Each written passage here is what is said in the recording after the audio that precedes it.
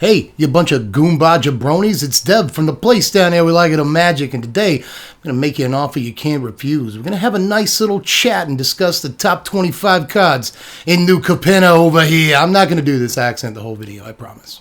I think I am going to keep the close though. Feeling sharp, bit of a confidence boost, I like it. But anyway, we do have a lot of cards to talk about. As you know, it's kind of a running gag in the community at this point that my top 25 videos are actually like top 50 videos in disguise, and this one, guilty. So we got a lot to talk about today, and we're going to get there. But first, since there may be a few more of you in here than usual, why don't you do some of the YouTube stuff? Twitch, you can check me out on Patreon, links in the description for all that. If you haven't seen the top 10 sleepers video yet, did that, link in the description. That's what the thumbnail looks like. Aside from that, like the video, sub to the channel if you haven't done it yet. Go ahead and get all the YouTube garbage out of the way before you settle in with a cold beverage or whatever you do to enjoy YouTube videos. And if you don't do any of that stuff, I'm going to have to call my guy. But now let's really get to it, sort of. Starting with the honorable mentions, and you know that I like to cram a few of these in here. I stopped myself at 5 this time. I've been trying to stop at 5 lately. I think I've been doing pretty good. So let's go ahead and say Triomes. Triomes are probably the best cards in the set, actually. They'll probably have the most impact on the most formats, but it's also boring. It's boring to be like, lands are number 1, so it's honorable mention. They're very good, though. Aside from that, though, I really like Body Dropper, but I'm not convinced that it's actually good. I want it to be good. I like it, but I'm pretty sure it's going to get dropped for most Oni Cold Anvil decks and stuff like that after it doesn't provide the value I want. But it could be big, a big old creature. Aside from that, Shakedown Heavy also looks good, but it probably never actually wins the game for you. I think that a lot of players are just going to be like, oh yeah, you have the card or whatever, I'd rather not. But in like the mono black aggro deck, you're probably going to want to play Shakedown in. It's probably not going to do a lot of damage. I bet there's 3 drops that deal more actual damage in a mono black aggro deck than this. So I'm wary of it, but it should get a shout out. I also like Titan of Industry. We're getting through these HMs, aren't we? Titan of Industry looks pretty good as a reanimation target or just a ramp thing, right? We haven't had just like a mono green ramp into this guy thing in a while, or at least a good one, it feels like, right? We got some big ramp into me things that just beg to be ramped into in the format, but I feel like it's been a while since you had a good mono green one. You get to choose 2 of these things. They're all good things. A fine card. I like it, but also, this is the one. There's always an honorable mention that's like, everyone else says this card is good, but I'm just going to put it on honorable mentions because I don't like it as much as everyone else. And I guess that card this time is, despite the fact that the back end of the card's initials are GG, I'm pretty sure you won't be saying that too much after you play this card. There's a joke for you. Honestly, I'm just not as excited about this thing as a lot of people are. I think that in a lot of decks that have Planeswalkers that you might want to equip this to finish the game off, Planeswalkers probably just finish the game off anyway. Without this, like, is it worth the slot in your deck? I know that there's like combos in Modern with a Devoted Druid and all that. What doesn't combo with Devoted Druid in Modern infinitely? So I don't know about that, but there are things to be excited about with this card, and I think maybe they're like, hey, Commander players, here's a reason to play Planeswalkers, you know. So there's maybe there's that, but just as far as Standard goes, which is mostly what I cover here on the channel, in case you don't know that, I'm actually not 100% convinced that this makes the Planeswalker decks that are already good in Standard any better. Actually, they can already grind and finish games and stuff, and I guess this speeds up their clock, but like, is it really better than just like playing another Planeswalker or a removal spell or something? You know, I'm not convinced this card really shines. That linguistically, that's a pun.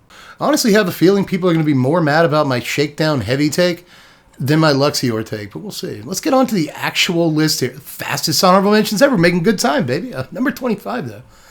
I'm doing that on purpose because I have to cheat for the next like 3 entries. So number 25 is the Mythic Family Legends. I worded that purposefully. You'll see why. But anyway, I like all of these, but I'm pretty sure they're just like good commanders in most cases. But I am going to be trying to play all of them in Standard. That said, I don't have all the faith in the world, but they made the list. I still think those are good cards. Things like Falco, Captain Falco Lombardi, that's his name, from Star Fox. He's all right, but I'd probably put him at the end of the pack in terms of Standard playability. Zayatora is probably actually worse for Standard play than Falco, but I like him more. Sometimes I like cards more, and these are my lists, so that's a fun-looking card right there. Xander looks like he's an awesome reanimation target, goes in the Olivia deck and all that, but I'm not... Still, for some reason, I'm not convinced. This card costs 7 mana. Aside from that, there's Jetmir, who is pretty good, actually. I think Jetmir is the It's on the much better end of these than some of the other ones that we saw, right? This is starting to look standard playable right here, but Rafine is probably the actual best one. A lot of value on this creature. So I like these, but I'm not sure that they're much better or more possible of seeing standard play than a lot of the other cards we're about to cover. Now for number 24, similar vein here, let's talk about the Ascendancies. Some of these look kind of poopy, like Obscura. Maybe you can make a bunch of 2/2s. Maybe that's better than I think it is, but I still think it's the worst one. And then Cabaretti, which could draw an extra turn, or an extra card every turn, but it could also whiff like 2 turns in a row when you're playing Arena on stream in front of 100 people. That's what's going to happen. Brokers. Brokers actually looks pretty bonkers in a Planeswalker deck, so this is where they're starting to get pretty decent. Riveteers might be a centerpiece in a Sacrifice deck, and I like Sacrifice decks. Again, I get to like cards. And aside from that, the Maestros might actually be my favorite Ascendancy. We've already seen that Lear is good. Maybe it's just because we already have a sort of a precedent for a card like this. I have my worries because you have to play creatures in your deck. You also have to play spells you can recast, and then you also have to play 4 copies of Maestro's Ascendancy, which is neither a creature or a spell. So like, there's deck building issues you have to solve with Ascendancy, but obviously this ability is cracked wide open, and we've seen that numerous times in the last year with Lear in the format. So I imagine that a 3-mana version of Lear that's harder to kill is fine. At number 23, I am really putting Editing Dev through his paces here, but this is the last time I'll cheat until we get to Charms, which are a good way up the list. But number 23 is the rare legends, not the mythic family legends, but somehow I think the rare family legends are better, and there are ones that don't super impress me, like Rigo. It's all right. I think it's a fun Magic card. I like drawing cards, especially in mono white, which you can play Rigo in. But that's one of the reasons I like these rare family legends is their spread of playability in a number of different decks. Rigo, drawing cards every turn in mono white's fine, but is this better than a lot of white 3-drops? I'm not sure. Toulouse also looks kind of interesting to me. I like this kind of enter the battlefield value. I like the ability to abuse it a little bit and then like maybe sort of technically draw 3 or 4 cards when it dies. All that's fine. Aside from that, Ognis, who originally had his own spot on the list, I think this card is potentially very good. If I had to put this card on the list like by itself, apart from the other family members, it might be a few up the list. But I'm also probably wrong because 4-mana 3/3s, even with all that good text on them, the haste and the treasure generation, I don't know, man. I'm still not too sure. But it probably plays well with all the other haste threats in the format. Let me just throw that out there. But there's also Evelyn, and this is where we start getting into the ones that I really like. I think Evelyn might be like for real playable in standard. I mean, 5 mana is a lot for this, but it's kind of a flash 2/5 that sort of draws you 2 cards, and then if you play more vampires, it draws you more cards. So this card could be absolutely sick, and I'm kind of looking forward to playing mono black flash again. With all these good, you got like Ebon Death in the 4-drop slot, you got this in the 5, you can do some stuff. But aside from that, there's Jenny Faye, which is like easily my favorite of these. I mean, there's fun ways to abuse this, like the new Brass's Bounty that's in this set, the one that like makes lands tap for treasure tokens. Pretty silly, because it doesn't just say like whenever a creature token would come into play, right? So like if a treasure would come into play, you get a 2/2 haste guy or a 3/1 vigilance or whatever you want, right? So that's actually sweet. It's actually good. Like even just upgrading a next turn Asika's Chariot into the cats now have haste. It's good, right? So, or like making it to where I can cast like, a big score. I was going to say Unexpected Windfall, but big score is just better. So you just cast big score, and instead of getting 2 treasure tokens, you get 2 cats. Or you get a treasure token and a cat, and you can do that at instant speed, because big score is instant speed, so you can like block with the tokens. Like Jenny Faye is sick. Like this card actually looks ridiculous, especially with all the tokens that are in standard right now. Like just with Wedding Announcement and stuff like that. Card looks ridiculous, so I think this might actually see some real play before it's all said and done. My only problem with the card is that Jenny Faye seems like an MLM or something. I don't know why. We'll move on to, where are we? 22. Another legend. That's how it is. But it's a Phyrexian, so that does mean it's more powerful than all the other legends, just because that's how that works. It's Urabrask, Heretic Praetor. Is that how you say that word? I've been saying it since, Praetor in Fallen Empires, and I'm still not sure that I'm saying that word correctly. But anyway, Urabrask looks pretty impressive, right? I mean, 5 mana is a lot for this. Competes with Goldspan Dragon. Who cares? It's a 4/4 haste for a decent price. I think that's an okay price. And in the meantime, not only does it keep you in cards every turn in your big red deck or whatever, your mid-range deck, but it also kind of deprives your opponent of cards in a weird way, right? I've seen some people say that this gives your opponent 2 cards a turn. No, it actually replaces their draw step, sort of. I know it says at the beginning of their upkeep, like keep reading the card. It replaces their draw step. So that's actually kind of a slick little dude. I'm not sure that he's worth 5 mana, but I like him. I think he's worth trying. And I think Big Red is actually like slowly becoming an archetype again. So let's wait for it. But number 21 is Topiary Stomper. This dude wasn't on the list in the first place, but then you get to thinking about what he can really do, you know.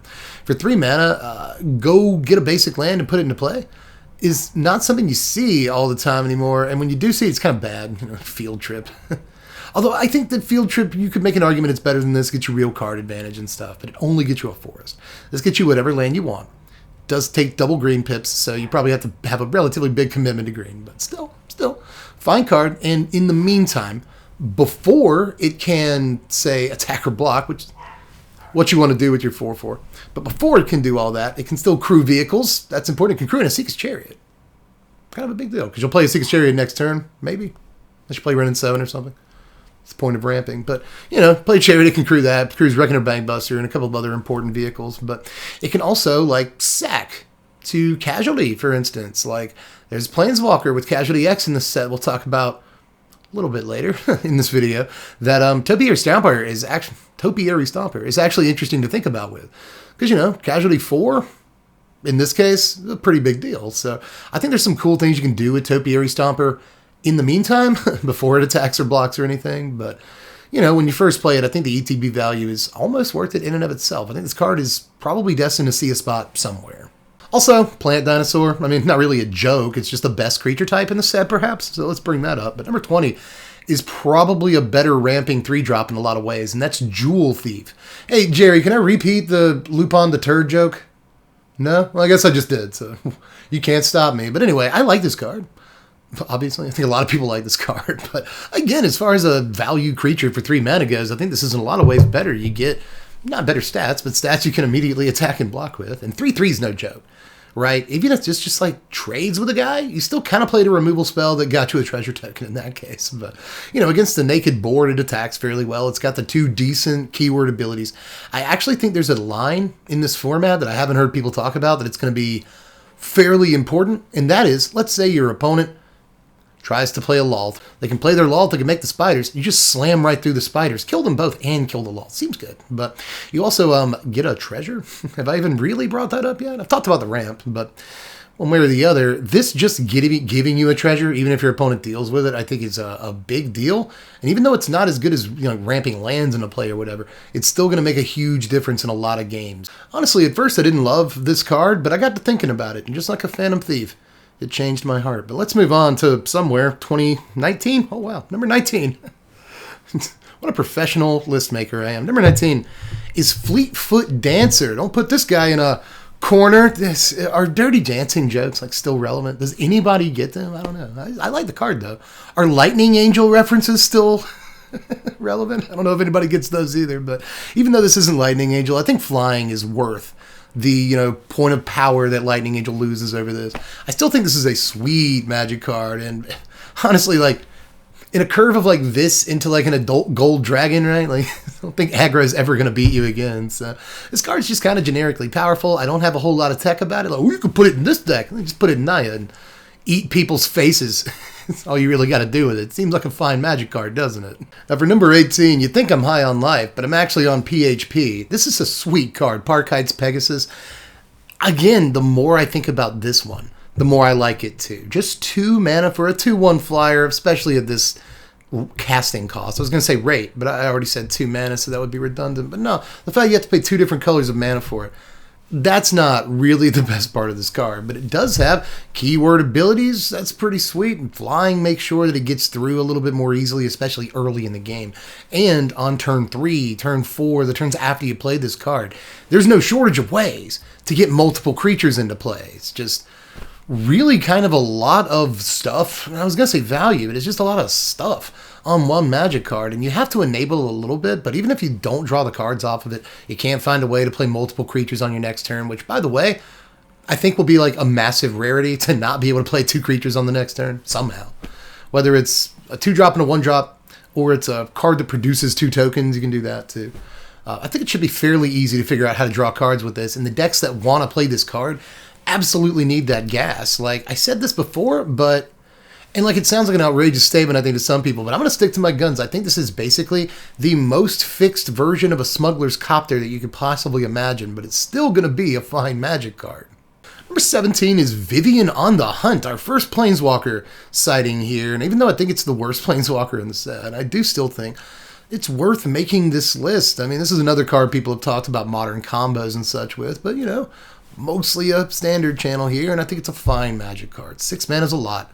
So much, but there's a few things I do like about this card that I haven't necessarily mentioned yet. I've mentioned the Rhinos. I do think that if an opponent resolves this and they just play Rhinos 3 turns in a row, that's great. So let me just bring that up again, the second time. But I will also say that that +1 or +2 ability really is maybe better than you think, especially considering 6-drop Planeswalker. That likely means you're trying to ramp it into play, right? So you can play a Tangled Florahedron, some other 2-drop guy, and then help ramp into this on like turn 4, turn 5, depending on what other ramp you got.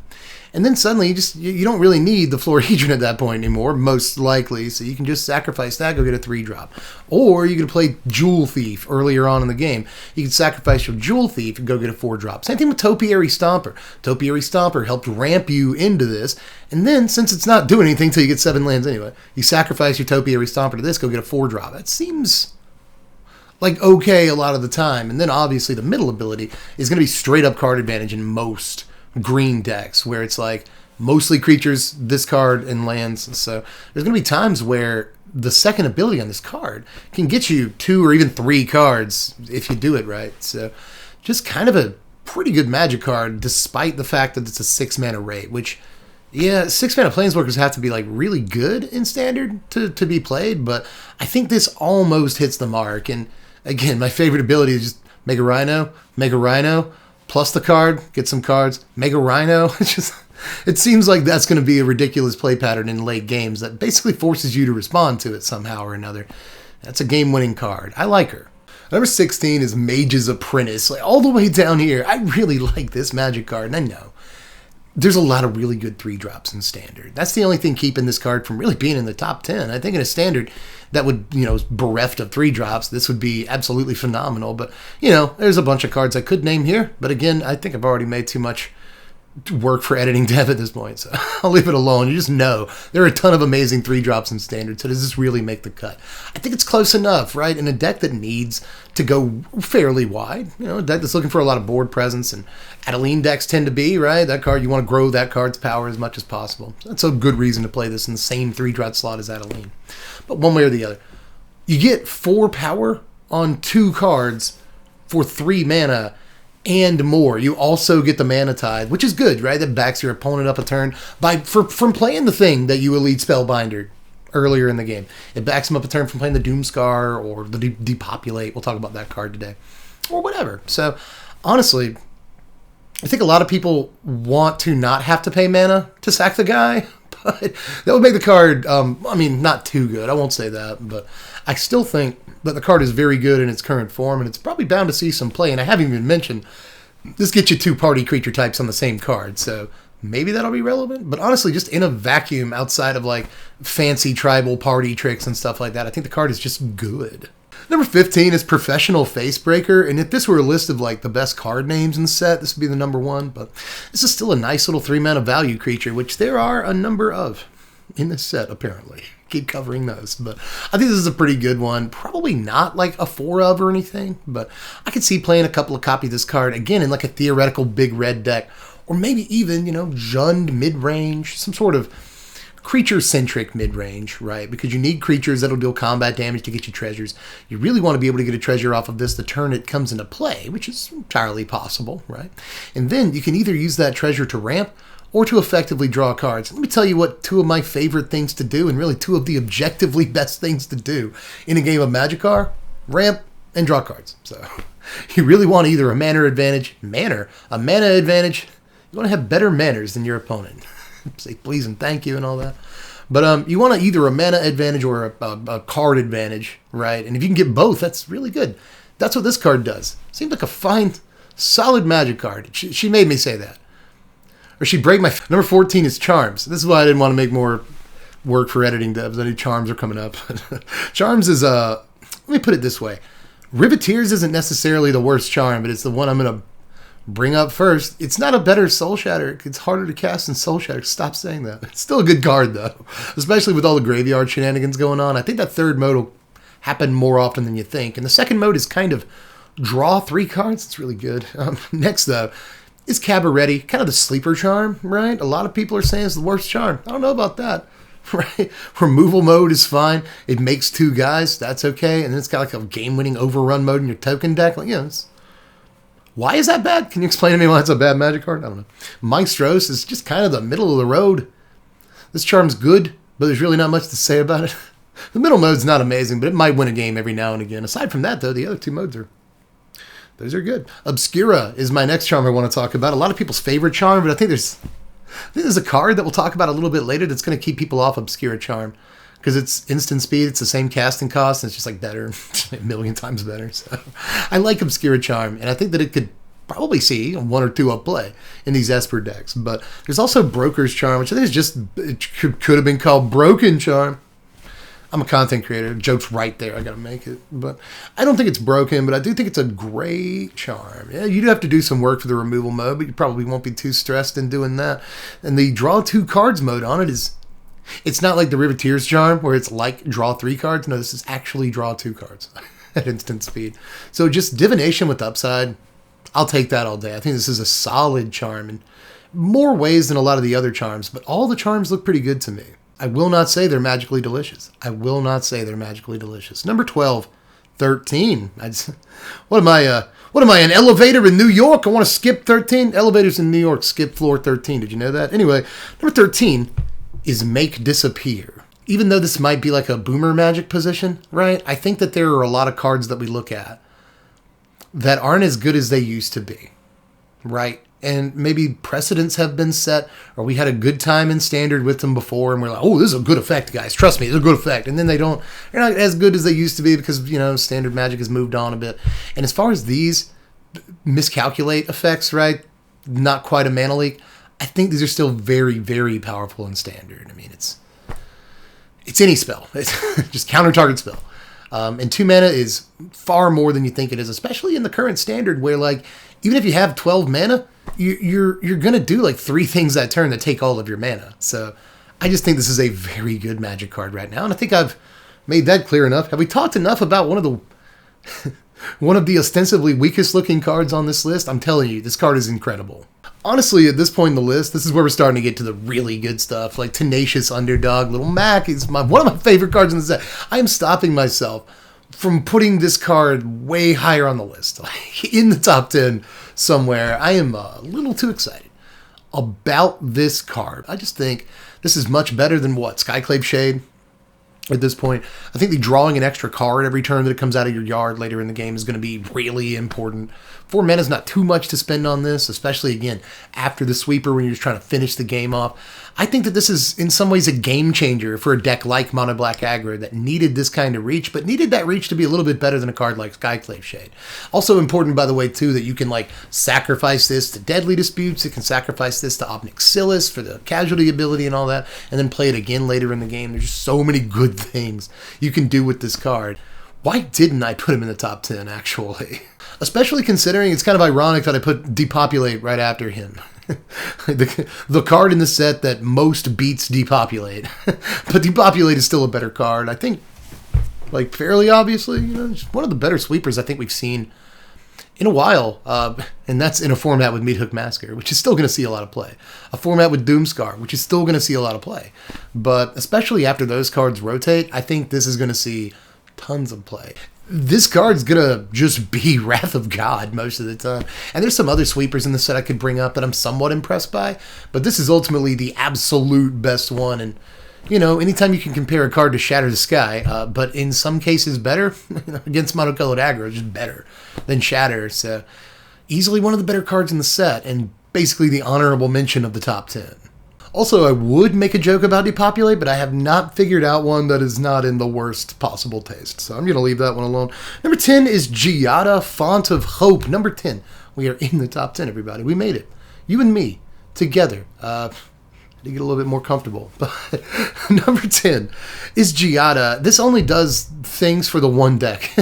Usually a card like this would not be all the way up here on the list because, again, one deck. But I think it really helps that deck out a lot. Is that a controversial, a revelatory statement? Hey, do you guys know this card's good in Angels? Yeah, it is. It is, Dev. Thanks for the analysis. Obviously, not only is this card good in Angels, I actually said it. I actually said the thing. Yeah, the card's good in Angels. But I think the card's good enough in Angels that it could elevate that archetype to a whole new level, right?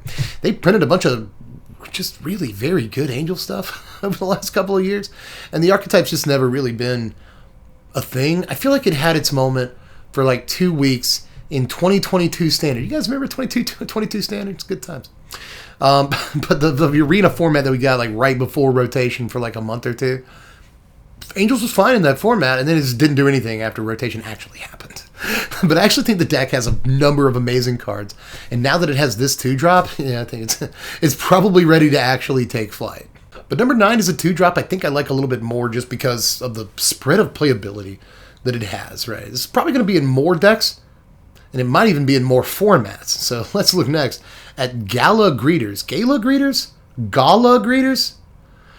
Are all of those pronunciations technically correct? I don't know, but the card's fine. It's not going to do much the turn it comes into play, so I don't just want to straight up compare it to a Prosperous Innkeeper like I have before, but it's obviously the most direct comparison. It's not a great ETB trigger because it doesn't have an ETB trigger. So on turn 2, it's probably not as good as Innkeeper, but at the same time, over the course of a game, a card could be absolutely unbelievable when it comes to providing you value. You think the 2 life isn't good? It's pretty good. It's pretty fine. Whether you're racing or just like trying to not die, the 2 life's good, but the best things are the tap treasure token. There's going to be turns where if you're producing tokens with like planeswalkers or other token generators that are free turn over turn, then suddenly this is just producing like ridiculous value for you. You get all 3 triggers every turn, and it's just dumb. For your 2 mana investment, it's pretty good. And if your opponent does kill your Gala Greeters, that's probably fine. That's removal they don't have for your 3-drop, your 4-drop, your 5-drop, whatever. So I really like this card, and I think it's more than enough value to be a major player at some point in its standard lifespan. If not right now, then at some point. Number 8 is Unlucky Witness. What are you doing all the way up here, man? You made the top 10. It's kind of I'm impressed. But I've been impressed by this card since I first saw it. We're all lucky to have this thing in standard, despite the fact that it's doomed.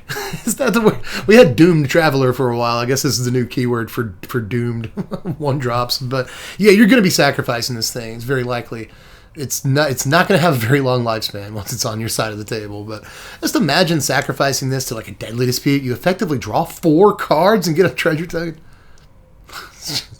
That's kind of unbelievable. I feel like even if this card just said, when it dies, you get to do this with 1 card, it would probably still be very playable in like sacrifice decks and stuff. You know, we got Body Dropper, we got Forge Boss, we got Riveteer's Ascendancy, all that stuff in this set. But still, this is probably the actual best card for Aristocrats that we got in this whole set. So if you know anything about me as a Magic player, content creator, whatever, like what I like, the good Aristocrats 1-drop guy is definitely going to be high priority on my list.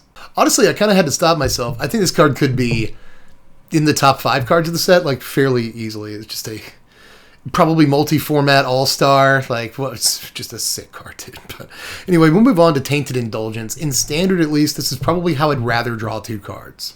It's probably going to be like reasonably hard to get the condition on this some of the time. But the good part is you don't have to get the condition on this. It's just fine. For 2 mana, instant speed, draw 2, discard 1. Like, I'll kind of just take that. Most of the time. It becomes card advantage late in the game, which is really good for control decks, amazing for blue-black control, which needed a card like this. It doesn't have any good cards like this. I used the qualifier there. Don't tell me Siphon Insight. I said good cards. Ooh. Yeah, that's going to get some comments. But this is, I think, just obviously much better than a card like Insight, because you get to draw your own cards from your own deck that you wanted in your deck in the first place. So that's good. And sometimes you can take advantage of discarding a card too. Right. I think this might even be like decent in Rogues. You know, it's not like a replacement for End of the Story or anything, but you know, Rogues needs these kind of cheap draw cards things, and they don't mind dropping stuff into their own graveyard sometimes. So, you know,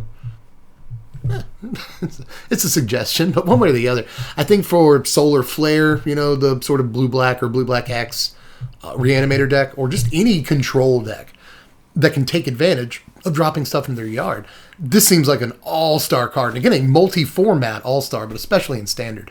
I imagine this is going to see play for the next year and a half. Just as a person who builds Magic decks all the time, that's kind of what I do all day, most days, is, you know, whenever you go to build a blue-black deck, you want a card kind of exactly like this. And we just haven't had it in a while, so we now have it. That's a score. But anyway, number 6, well, almost the top 5. Number 6 is a card that has worked its way out of the top 3 the more I've thought about it, but it's still in my top 10. So number 6 is Workshop Warchief.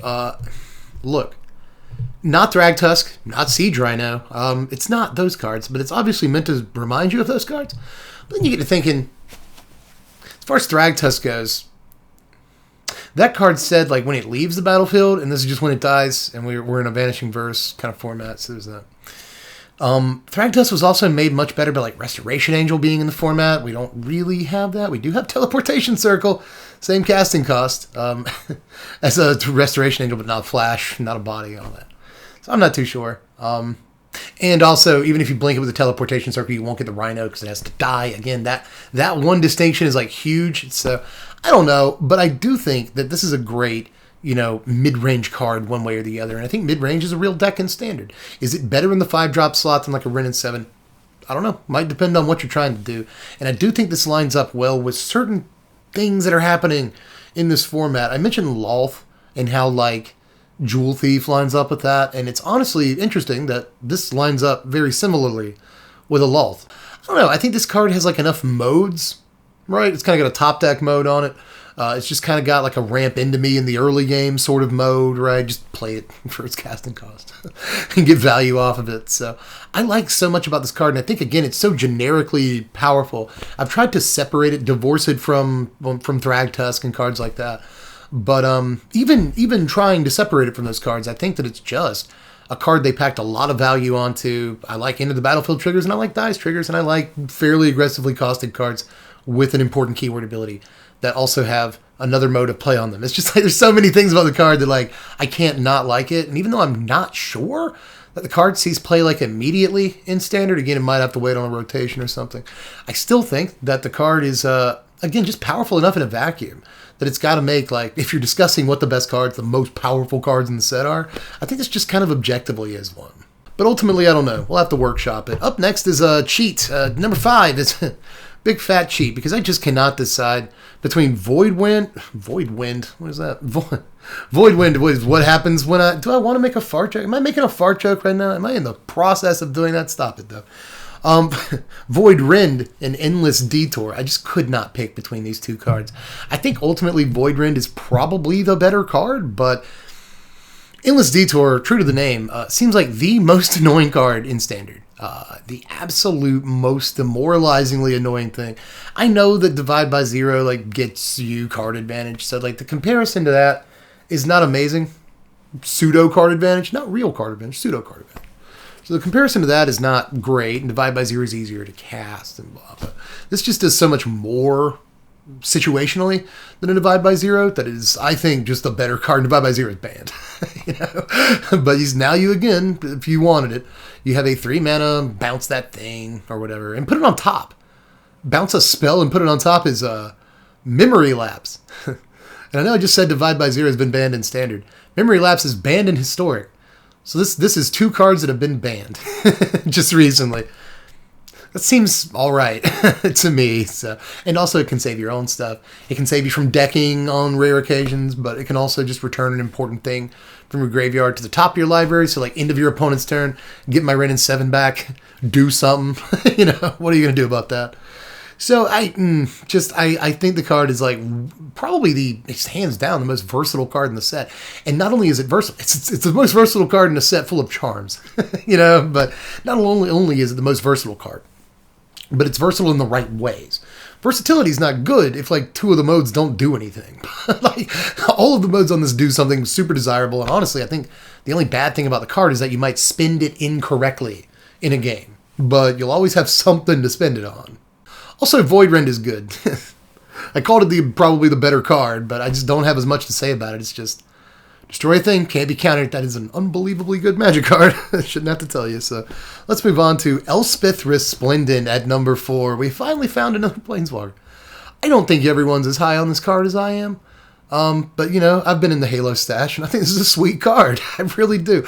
I think that -3, grab a permanent. First of all, that's kind of an important line of text. But, you know, grab a creature, throw it into play with a shield counter is really good. Like, I know you're getting a 3-mana thing for 5 mana, but you're also getting a Planeswalker that's on 2 for what that's worth a lot, and a shield counter, which is probably worth a mana in and of itself.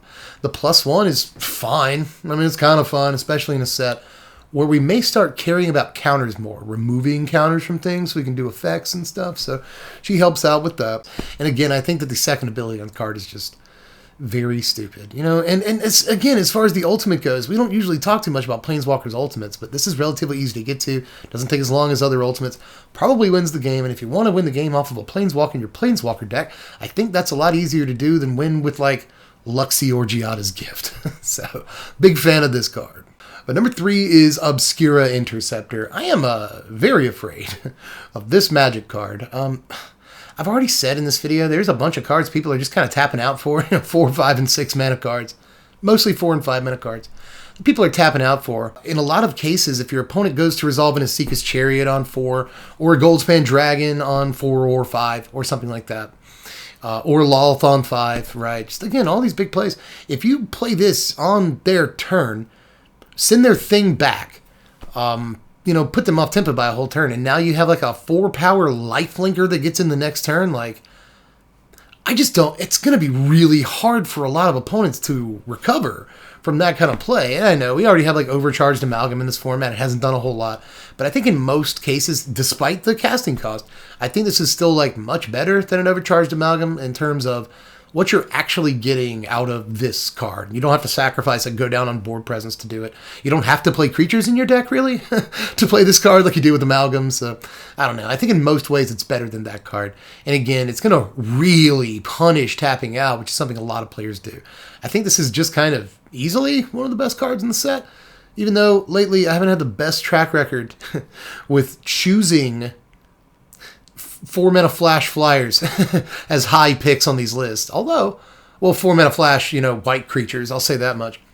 I think my last number 1 was the Wandering Emperor, and like that was definitely the best card in Kamigawa. So, you know, but you know, as far as like Glorious Protector and Cemetery Protector or whatever that card's called, those cards weren't very good. But this one I definitely think is much better than those cards, so you'll be seeing it in Standard.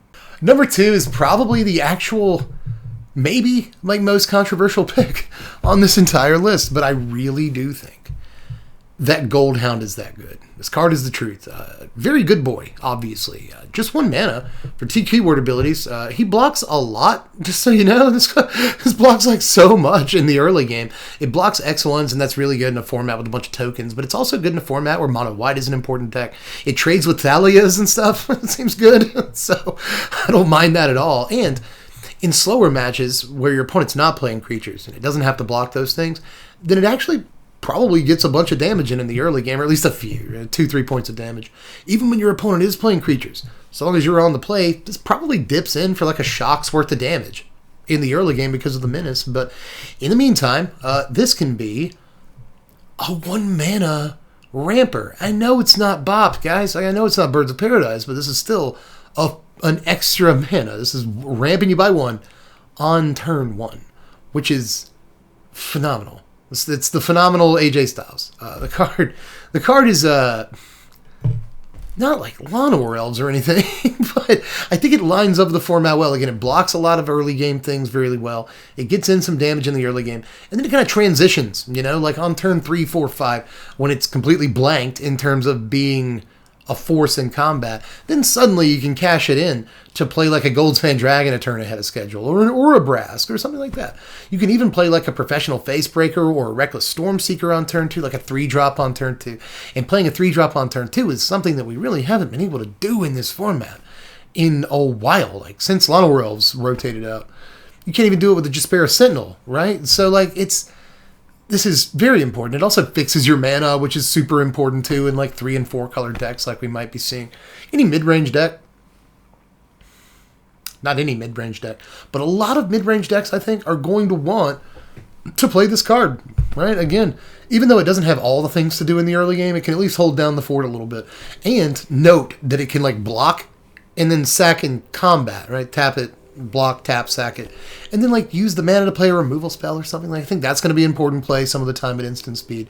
But for the most part, if all you do is play Gold Hound, attack with it 2 turns in a row, and then ramp into a 5-drop, I think it's more than done its job. The card is unbelievable in a lot of ways. There's really only one dog I like better than this, and it's my dog. It's my dog. But anyway, number 1 is Obnixillus. I've already said the name of this card twice in this video, I think, at this point, at least once, and alluded to it again another time. Is it overhyped? Yeah, honestly, I think it is. I think that a lot of people are overhyping this card. Is it still the best card in the set? Yes, I think that it is. The card looks absurd in a lot of ways.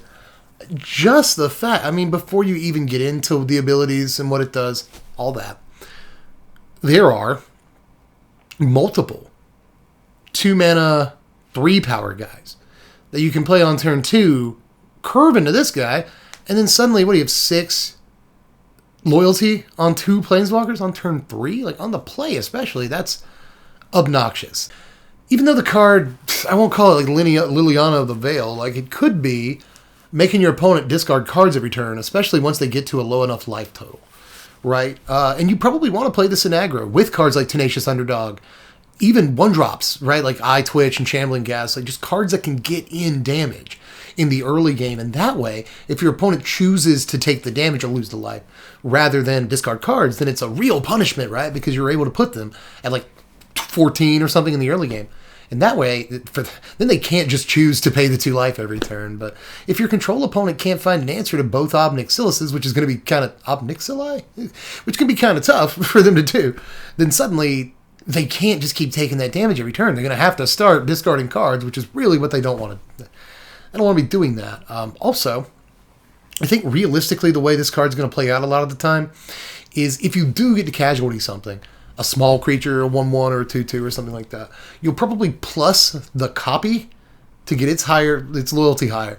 And then the actual copy of Obnixillus, you'll likely make a devil to help protect your 2 planeswalkers.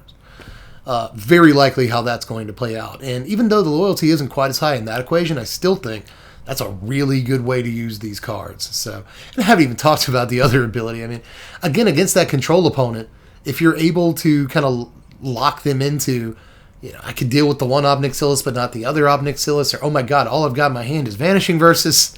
They don't kill either of those guys. So if you can lock them into a situation where your Obnixilluses are getting relatively high loyalty, then eventually you'll just crush them in the card advantage war too. So that ability is great, and that's not even mentioning, like, you could sacrifice a Shakedown Heavy in the relatively early game and get, like, almost enough to ultimate the thing.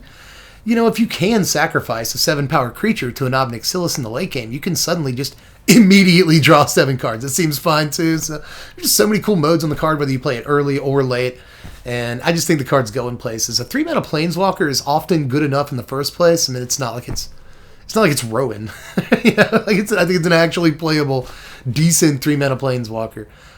That also is another Planeswalker. How do you make a 3-mana Planeswalker better? You make it 2. You get 2 3-mana Planeswalkers. Just, what a silly Magic card. But anyway, that is all for this list. And there were actually a bunch of cards I wanted to put on the list, but I couldn't find a spot for. Like Zayator's Envoy looks like it might actually be very, very good Magic card there.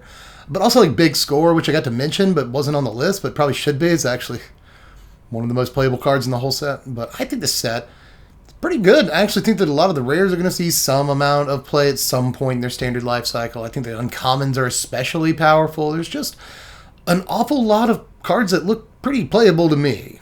I do want to talk a little bit more about this set, and I'm going to be assigning a grade to it in an upcoming video. A video that I hope to be doing with every set, but I've never done before, so it's going to be the first time.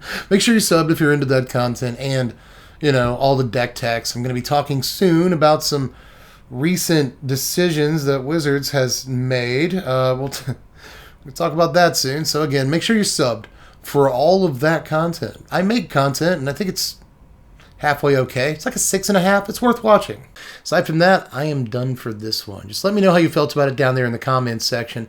And I'll catch you cats later. I'm Deb from The Place. Thanks for watching, Wizards. Spread love and be kind.